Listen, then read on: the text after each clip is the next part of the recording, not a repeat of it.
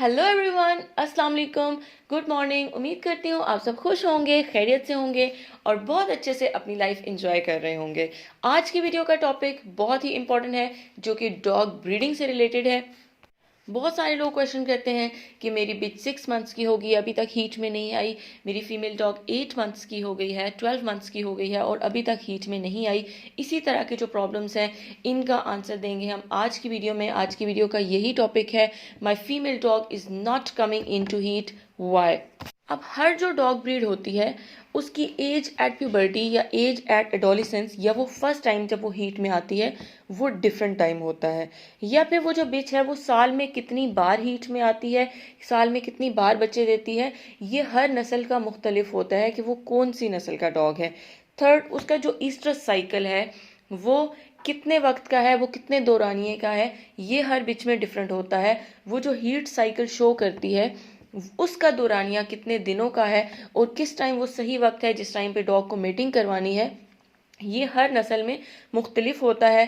तो आज की वीडियो में हम पहले ये डिस्कस करेंगे कि आपके पास कौन सा डॉग है। यूजुअली हम जो डॉग ब्रीड्स लोगों ने कीप की हुई होती हैं, उनको हम 3 कैटेगरीज में डिवाइड करते हैं: smaller breeds, medium breeds and larger breed. अब जो स्मॉलर ब्रीड्स होती हैं, उसमें आपके पास आते हैं टॉय पॉम्स या पूडल्स या शिट्सूज वगैरह। इसके अलावा और बहुत सारी ब्रीड्स हैं। जो मीडियम है, उसमें हमारे पास आते हैं जैसे कि जर्मन शेफर्ड हो गया, रॉटवाइलर हो गया, लेब्राडोर हो गया। इसके अलावा बहुत सारी ब्रीड्स हैं। और जो लार्जर कैटेगरी है, उसमें आते हैं जो बड़े ग्रे हाउंड्स होते हैं या जो बड़े बुल डॉग्स होते हैं, और इसके अलावा बहुत सारी ब्रीड्स होती हैं। हर जो डॉग ब्रीड होती है, उसकी ब्रीडिंग जो होती है वो डिफरेंट होती है। तो जो पेट ओनर्स हैं, उनको सबसे पहले ये चीज़ कंसिडर करनी है कि उनके पास कौन सी डॉग ब्रीड है। तो सबसे पहले डिस्कस करते हैं एज एट प्यूबर्टी या एज एट एडोलिसेंस या फिर एज एट फर्स्ट हीट, या वो फर्स्ट एज जिस पे आपकी जो बिच है वो प्रेग्नेंट होती है। अब जो स्मॉलर ब्रीड्स हैं, वो तकरीबन राउंड अबाउट 6 मंथ की एज पर एडोलिसेंस में आ जाती हैं, first time heat sign show करती हैं। जो मीडियम ब्रीड्स होती हैं, वो 12 to 18 मंथ्स, वो तकरीबन साल के लगभग या साल से थोड़ा ज़्यादा टाइम लेती हैं, जिसमें वो फर्स्ट टाइम हीट में आती हैं। और जो लार्जर ब्रीड्स होती हैं, वो 18 मंथ से 24 मंथ्स का टाइम लेती हैं, मतलब वो तकरीबन 1.5 साल से 2 साल के दरमियान वो हीट में आती हैं पहली दफ़ा। ये तो हो गया कि फर्स्ट टाइम वो बिच जो है वो कब यंग हुई है, कब उसने प्यूबर्टी अचीव की है, पहली बार हीट में कब आई है। अब जो ब्रीड है आपके पास, वो साल में कितनी बार हीट में आती है, वो साल में कितनी बार बच्चे देती है, वो साल में कितनी दफ़ा अपने साइकिल को रिपीट करती है।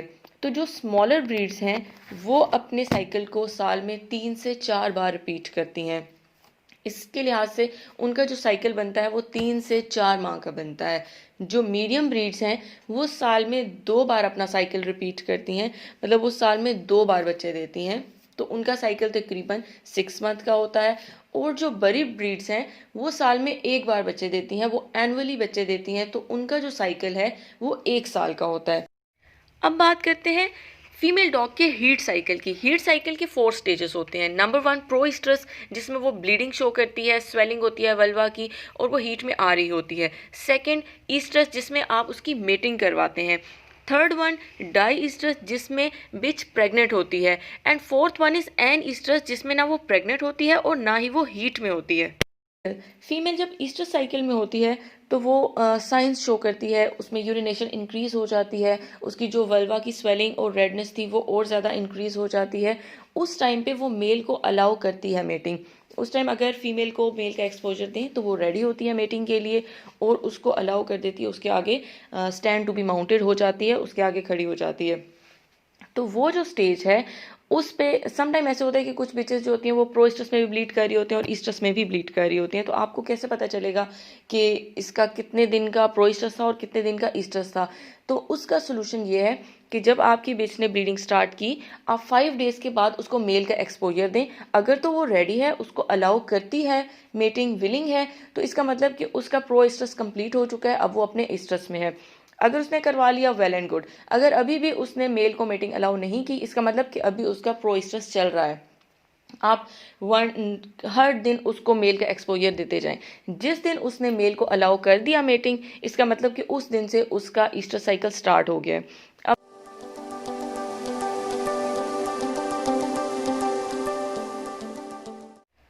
फीमेल डॉग्स जो हैं वो प्रो ईस्ट्रस शो करती हैं 4 to 14 डेज़ का, और उनका ईस्ट्रस होता है 3 to 21 डेज़ का। अब कुछ फीमेल ऐसी होती हैं जो सिर्फ प्रो ईस्ट्रस में ब्लीड करती हैं बिल्कुल थोड़ा सा, और कुछ फीमेल ऐसी होती हैं जो प्रो ईस्ट्रस में भी ब्लीड करती हैं और अपने ईस्ट्रस में भी ब्लीड करती हैं। ऐसे में आप कंफ्यूज हो जाते हैं कि अब इसको किस टाइम मेटिंग करवानी चाहिए। तो आप जब वो ब्लीडिंग स्टार्ट करती है और 5th डे आता है, तो 5th डे पे आप उसको अलाउ करें मेटिंग। अगर तो वो मेल को उस टाइम अलाउ करती है मेटिंग, तो आप वो मेटिंग करवा दें। फिर 48 आवर्स का गैप लें, फिर मेटिंग करवाएं, फिर 48 आवर्स का गैप लें और फिर थर्ड मेटिंग करवाएं। मतलब कंसेक्टिव 3 मीटिंग्स करवाएं with the interval of 48 hours. उसमें यह होगा कि उसके जितने भी दिन का प्रोइस्ट्रस होगा, जिसका प्रोइस्ट्रस शॉर्ट होगा वो भी कंसीव कर जाएगी, जिसका प्रोइस्ट्रस लॉन्ग होगा वो भी कंसीव कर जाएगी, जिसका प्रोइस्ट्रस और ईस्ट्रस दोनों लॉन्ग होंगे वो भी कंसीव कर जाएगी।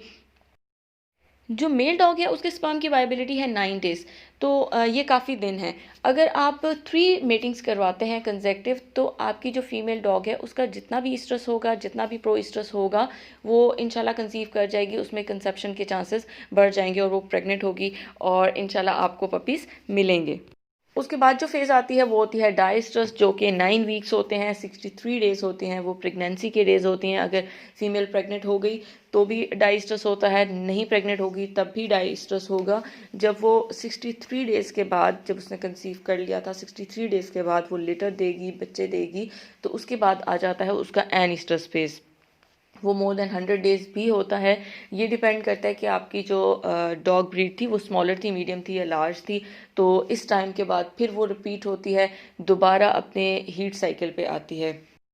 फीमेल डॉग की हीट को डिटेक्ट करना एक आर्ट है, उसको ऑब्जर्व करना, उसको नोटिस करना, क्योंकि कुछ फीमेल्स ऐसी होती हैं जो कि साइलेंट हीट शो करती हैं या बहुत लाइट से बहुत नोटिसेबल नहीं होते उनके हीट साइंस, और कुछ बहुत ऑब्वियस हीट साइंस शो करती हैं।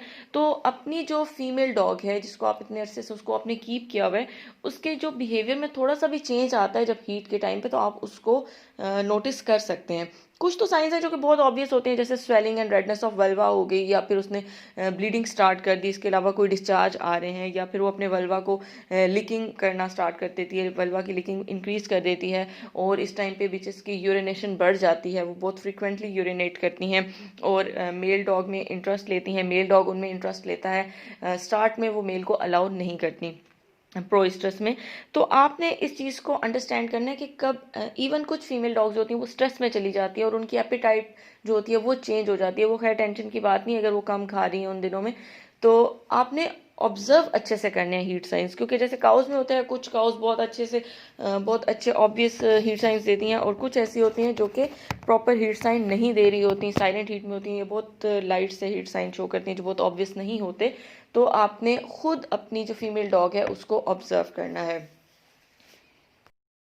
अब जब आपने फीमेल की हीट को ऑब्जर्व कर लिया, तो अब आपने देखना है कि आपने एग्जैक्टली उसको मेट किस टाइम पे करवाना है। अब ईस्ट्रस के टाइम पे फीमेल हीट के टाइम पे ब्लीड कर रही होती हैं, तो डेफिनेटली आप अपने कारपेट्स और सोफ़ा वगैरह वो ख़राब हो सकते हैं, कॉम्प्रोमाइज़ नहीं कर सकते। तो कुछ लोग उनको घर में बाहर बांध देते हैं, कॉर्नर में कहीं या गार्डन में, तो उसमें आपको उसकी ब्लीडिंग का आइडिया नहीं होता कि उसने किस टाइम ब्लीडिंग स्टॉप की है। उसके लिए डायपर्स भी मिलते हैं, सैनिटरी पैड्स भी मिलते हैं और पैंटीज़ भी मिलती हैं, आप वो यूज़ कर सकते हैं। डेली आप पैड पे चेक कर सकते हैं कि कब ब्लड का कलर जो है वो लाइट हो रहा है, कब वो स्ट्रॉ कलर की तरफ हो रहा है कि अब आप उसको मेट करवा लें। या फिर आप डेली बेसिस पे टिश्यू से उसको चेक कर सकते हैं, आप उसकी टेल उठाएं और उसके वल्वा पे टिश्यू को प्रेस करें, डेली आप उस कलर को, ब्लड के कलर को चेक कर सकते हैं कि किस टाइम वो लाइट हो रहा है। जिस टाइम वो लाइट हो जाए और वाइटिश हो जाए, आप उस टाइम उसको मेट करवा लें।